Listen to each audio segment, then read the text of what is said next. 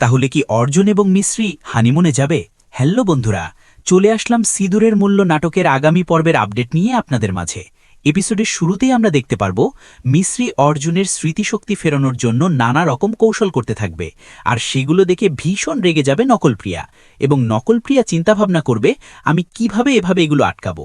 এরপরে নকলপ্রিয়া সে নিজে নিজে আগুন ধরিয়ে দিবে এবং ওই আগুনের মধ্যে ঝাঁপ দিবে, যার কারণে বাড়ির সকল সদস্য সেখানে চলে আসবে এবং নকলপ্রিয়াকে বাঁচিয়ে ফেলবে।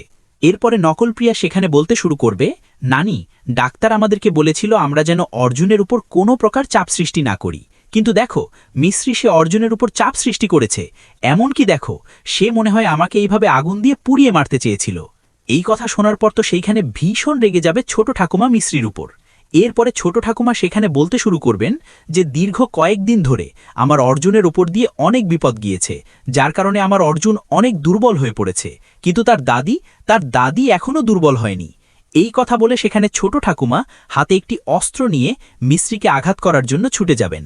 ঠিক সেই মুহূর্তে অর্জুনের সেই পরিস্থিতিগুলো মনে পড়বে এবং অর্জুন সে ভুলবশত নিজের ইচ্ছাতেই সিঁদুর তুলে সেখানে মিশ্রির কপালে সিঁদুর পরিয়ে দিবে, যেটা আপনারা এখন স্ক্রিনে টাকালে দেখতে পাচ্ছেন।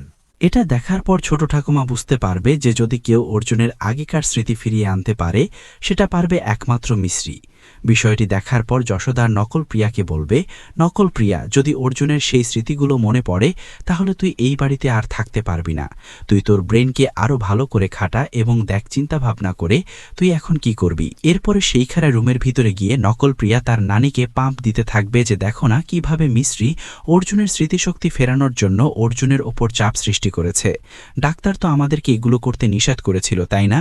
আর ঠিক তখনই সেখানে বড় ঠাকুমা আসবেন এবং বলবেন, আমি জানতাম তুই ঠিক এমনটাই করবি। তুই অর্জুন এবং মিশ্রিকে কখনো এক দেখতে পারবি না। তোর নানিও এতক্ষণে বুঝে গিয়েছে যে যদি অর্জুনের সেই স্মৃতিশক্তিগুলোকে ফিরিয়ে আনতে পারে, সেটা পারবে একমাত্র মিশ্রি। এ কথাটি বিশ্বাস করে ফেলবে ছোট ঠাকুমাও এবং বলবেন যে কিছুতেই এখন আমাদেরকেও মিশ্রির সমস্ত কাজকর্মগুলো মেনে নিতে হবে। মিশ্রি যেটা করেছে আমাদের অর্জুনের ভালোর জন্য করছে।